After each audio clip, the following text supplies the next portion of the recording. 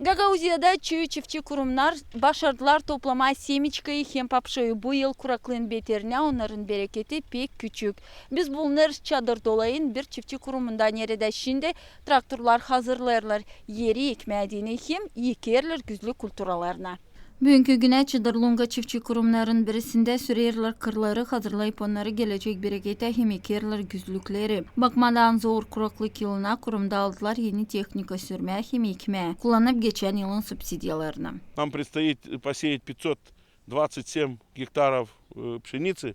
Bize sıra gelecek 527 hektar güzlük ekini ekmeye hem yakın 120 hektar güzlük arpasına. Arpada bizde var kendi tohumlarımız. Ekinde biz sıkı işleriz Odessa Enstitüsü'nün da oradan getiririz süper elita çeşitini. Da burada büyüteriz her yıl 4-5 çeşit alırız. И размножаем ее. Порядка 4-5 сортов каждый год берем. Bu yıl kuraklık belliydi kendisini ilk hem ikinci grubanın bereketinde. Orta bereket kurumda kurdu 25 tane hektardan. Bütün toplanılmış bereketi tutarlar ambarda. Zeri yok nereye satma söyler kurumun başı Sergey Gonchar. Этот год противоположный.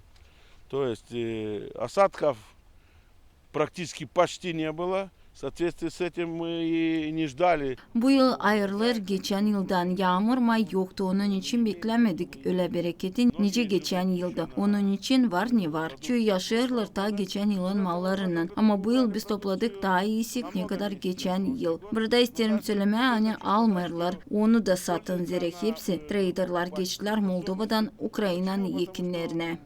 В основном все трейдеры перекинулись из Молдавии на закупку zerna с Ukrayны. Tohumları kuru yere ekerler. Çünkü nemlik pek az bitki aylar yağmur kim yerlerde yağdı kim yerde sade damladı söyler Sergey Gonchar. Hem klimatta değişilir tayları ekerler bir ayları toplarlar ta geç. Onun için şimdi beslemek materyallerini koymuyorlar. Bu yıl kurumda geçtiler yeni teknolojiyalara ki büyümleri besleme ekonomiye tarafından ta ucuz hem toprak onu ilin çeker. Во-первых, дешевле, во-вторых,